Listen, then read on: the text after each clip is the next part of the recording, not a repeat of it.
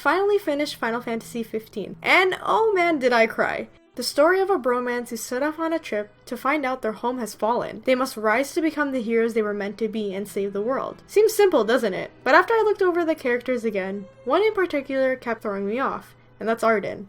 Ardyn Izunia, the hobo-looking man who's a bit creepy and way too helpful when he doesn't need to be. It is true that Ardyn is the antagonist of the game, but what if he was actually the true hero of Final Fantasy 15?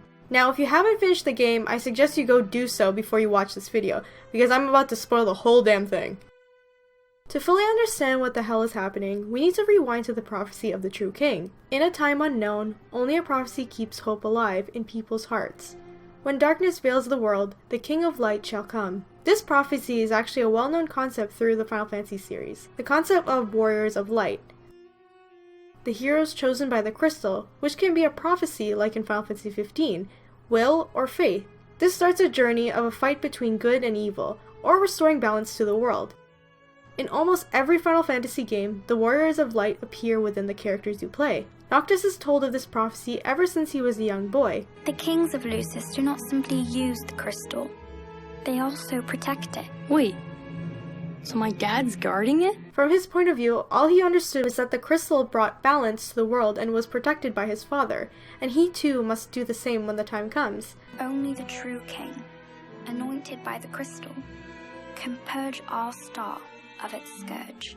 By the last chapter of the game, after Ardyn tricks Noctis, he is then absorbed by the crystal and learns it harbors the soul of Eos. Yep, the soul of the world. He then encounters Bahamut, one of the astral gods. This is where Noctis learns the true meaning of the prophecy and how much of a role he has in the story. The fate of this world falls to the King of Kings. His providence consecrated in the divine light of the crystal. The true king is born from the crystal. Once all of its powers is passed on to the Ring of Luci, which Noct wears, it will banish the darkness from the world, but at the cost of his own life. After awakening from the crystal after 10 years, he finds Eos in ruins and Ardyn upon the throne. Noct and the Chocobros then fight their way to find him and reclaim the throne and bring light to the world. Noctis then sacrifices himself in order to gain the powers that is greater than the gods, to bring order to the world. The game then ends with Noctis' spirit resting on the throne with his beloved Lunafreya's spirit as they sleep in eternity. But what about Ardyn? It just seems like everything he has done in this game was to trick Noctis and the boys in order to elevate his plan to ascend to the throne and harbor the crystal's power. Right? But what if he did it to make sure Noctis became the King of Light? When Noctis is about to be absorbed by the crystal, Ardyn reveals his true identity. I gave you my name earlier, but you should know that it was not the name given to me at birth. Ardyn Lucis Kylum is my proper name. Making him Noctis' ancestor. About 2,000 years ago, Ardyn was a Lucian king who was chosen by the Astrals to save Eos from the Star Scourge, the one who transforms the people into demons. Ardyn was a gifted healer, and his duty as king, he wanted to help protect his people.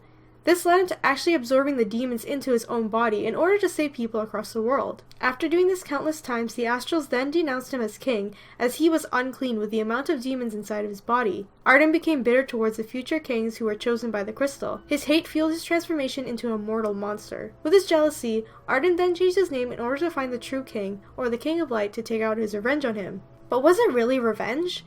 Every time Ardyn ended up helping the boys, it seemed like it was to further Noctis' cause than his own. Whether it was telling him the fairy wasn't running in Golden Key, or leading them to the Disc of Kothos. It just confused me as to why Ardyn would do that. Yes, as a villain you want to play your enemies, making them think you've won, but really the villain has the upper hand, and will use it when they least expect it. But for Ardyn, he didn't use his cards like that. I believe that Ardyn's actions were never truly intended for evil or his revenge. Somewhere inside that corrupted body was the real Ardyn, fighting his way out and ultimately acting as king to protect his people. He wanted Noct to succeed to ultimately end the Star Scourge curse, ridding of the darkness and the demons, including himself. Throughout the game, his actions triggered Noctis into becoming the true king because he knew there was no way Noctis would do it himself. He constantly ridicules Noct for being a weak king. So you are the chosen king, but you are a second choice at best. Chosen indeed, chosen to die. Because he was. And to make him stronger, he had to go through the trials in order to reach his full potential. He pushes Noct when he offers the peace terms with his father, which causes Insomnia to fall. He helped him reach the astral god Titan when there was no way of getting to him. He made sure Noct witnessed Luna's death. He lures Noct into Gralia and separates him from his friends in order to force him to accept that he is king and to wear the Ring of Luci. He helps Ignis, Gladio, and Prompto find their way back to Noctis in the end, and finally leading him to the crystal in order to become crowned as the King of Light. If we go back to the prophecy, there is a painting which can be found in the Citadel. The painting shows 4 men dressed in black sitting in the middle of the painting, clearly representing Noctis, in the middle with the light shining behind him. Prompto to his right, smaller than the others with blonde hair. Gladio to his left. Gladio was always the one looking out for the group, making sure they didn't fall behind, which makes the one he is carrying to be Ignis, who suffers an eye injury, with the bandages wrapped around his head. The woman above them is the Oracle, Lunafreya, and surrounding them to be the kings of Lucis. Off to the sides are the Astral, Rama, Titan, Shiva, and Bahamut. At the bottom shows the demons, even the other 2 Astrals, Ifrit and Leviathan, among the demons, showing that they are on the side of darkness, Ifrit being a summon of Ardyn, and Leviathan refusing to help Noctis. But what of those angels? They are covered in darkness but defending against the demons. In many religious beliefs, the angels are heavenly beings who are messengers of God. They are often depicted as guardians of earth. Angels who have been deemed evil are known as fallen angels. It is believed that a fallen angel who falls to darkness becomes a devil or a demon in the underworld. Angels have appeared in multiple Final Fantasy games. Majority of them look like your typical angel, who are associated with life and protection. For example, in Final Fantasy II, if the party has KO'd, angels will appear to revive the fallen party members. Or even in Final Fantasy VII, an angel appears when Life, Angel Whisper, and Heartless Angel abilities are used. Fallen angels are often depicted as evil or turned into demons. In Avestian language, an Eastern Iranian language within the Indo-European language family, there is a text that represents a supernatural entity, the Deva. In Gathis old texts, the Devas are wrong gods, or gods that are to be rejected. They are associated with demons, devils, and evil. There are also depictions of Devas meaning a being of shining light, a description for a supernatural entity with disagreeable characteristics. Devas are typically described as winged creatures, some almost looking like angels but in a more demonic or sinister way, while others do look like the normal depiction of angels, more humanoid rather than monster. In Final Fantasy X-2, there is an enemy you can encounter known as the Deva, which casts powerful magic during battle. Its most famous spell is Haste, which it uses on the first turn. That freaking fuck. Going back to the prophecy painting, it seems that Ardyn is the fallen angel, or even the Deva of the True King prophecy. He is seen wearing black wing accessories on his tire. Part of his coat is shaped like an angel wing, a black wing. He is the only notable person to be wearing black while representing the Empire as a chancellor, while the others wear white. He is polite and civil, something you don't see often in villains, especially one who is bold and powerful as he is. He was once crowned King of Lucis and Protector of Eos, but when he absorbed the demons, he was casted out by the Astrals, just like a fallen angel or a Deva. He has powers of a god and is immortal. By the final battle, Ardyn says he's been waiting a long time for this, and he has.